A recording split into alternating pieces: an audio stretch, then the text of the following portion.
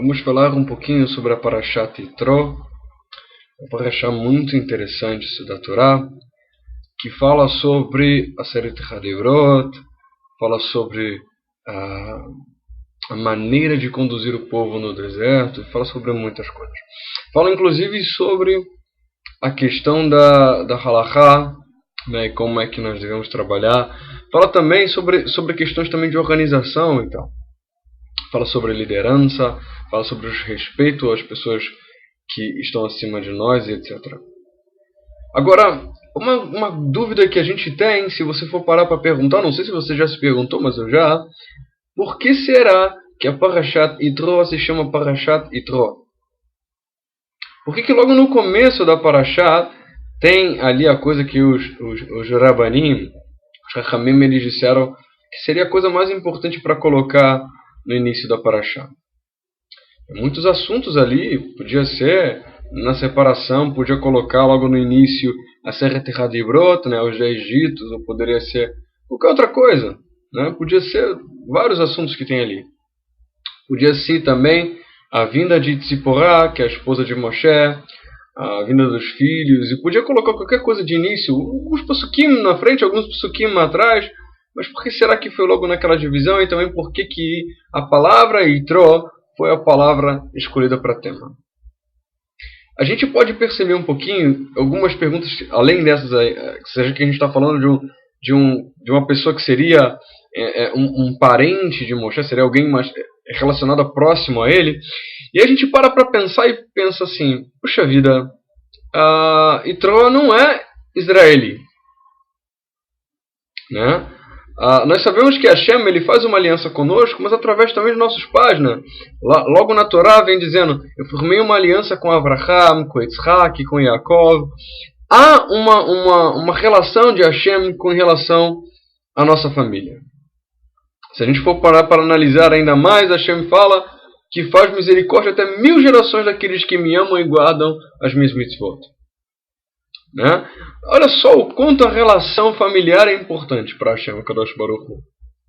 Por que será que logo para Moshe, alguém levantado para Kadosh Baruch Hu para poder ser Mashiach de Israel, para ser um libertador de Israel, por que será que logo para Mashiach seria uma mulher que não seria israelita, não seria ali pelo menos ouviu falar da Torá, pelo menos um pouco, naquele momento que a Torá ainda não estava escrita? Por que será que era alguém que nunca nem teve contato, entre aspas, com a família de Israel?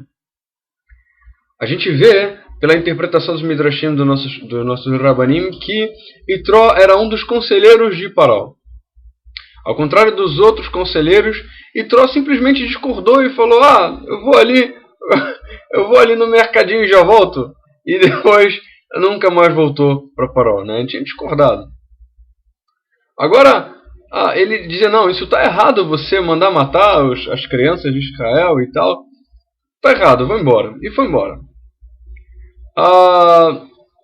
Pelo fato dele ter discordado disso, né, isso prova que pelo menos ele é um tzadik. Ele seria então um tzadik. Pelo menos isso, um tzadik. Agora, um outro aspecto também, se a gente for falar de Tzipporá, Tzipporá ela era uma mulher, como qualquer outra mulher do mundo, mas Moshe conseguiu enxergar nela, né, alguma coisa de justiça. Né? Moshe não escolheu qualquer uma. Né? Uma das coisas que a gente vê é que Moshe teve filhos com ela, Hashem os abençoou com filhos, etc. Agora, se a gente for parar para pensar também nesse sentido, a Kadosh Baruch Hu, ele tinha uma aliança também com o pai dela, porque o pai dela era um magistrado, o pai dela era um Cohen de Midian. Haverim, isso nos mostra que nós devemos escolher nossas esposas, nossos maridos, em primeiro lugar, olhando para eles para ver se há justiça neles. Em segundo lugar, como eles se relacionam com seus avós, com seus pais. Em terceiro lugar, talvez o mais importante do que todas essas, que vem talvez antes, seria como são os seus pais, como é a relação dos seus pais com a justiça. Às vezes a pessoa ela não segue Torá em sua plenitude, mas se ela ouvia os seus pais, ouvia a sua mãe falando sobre Torá, vivendo Torá, pelo menos alguma coisa, mesmo que não conheça tudo, mas pelo menos alguma coisa de Torá, isso já mostra que aquilo ali passou para o seu filho. Certa vez eu ouvi uma história que não é judaica, mas eu ouvi de um rabino falando, um rabi falando, que a mesma coisa acontece com um garoto que chega da escola e fala: pai, a escola foi ótima hoje. Aí o pai fala assim: tá bom, o que você aprendeu, meu filho? E ele diz: ih, pai, não sei. Não sei, pai, não sei, alguma coisa eu devo ter aprendido. E aí, mas como assim, você não aprendeu nada? Não, aprendi, pai, mas agora não me fugiu a cabeça. Aí o garoto foi lavar um alface, e tal. Ô papai, descobri o que aconteceu. Falei, assim como a alface, a gente passa água nela e a água vai embora. A gente não vê mais a água a gente perde a água. Mas em compensação, toda a impureza que estava na alface também se foi pelo ralo. Assim também serve a Torá. Às vezes você não lembra muita coisa, às vezes você não conhece muita coisa, mas se a Torá passou por você, isso quer dizer que ela tirou também a impureza. Agora, a gente pode verificar então que isso é algo importante. Se era importante o sogro de Moshe nessa paraxá, e se era importante também a esposa de Moshe nessa paraxá. Siporá vem da palavra de Sipor, que é pássaro. Olha só, pássaro. Pássaro nos lembra também a Kanaf, que é asa, que lembra também voar e tal, e etc. Isso nos mostra que o pássaro ele é por si só livre. Né? A Kadosh Baruch Hu quer que nós sejamos livres em nossos casamentos. Uma coisa mais importante dentro da família para o judaísmo é a esposa. A coisa mais importante para se manter uma casa kasher é a esposa.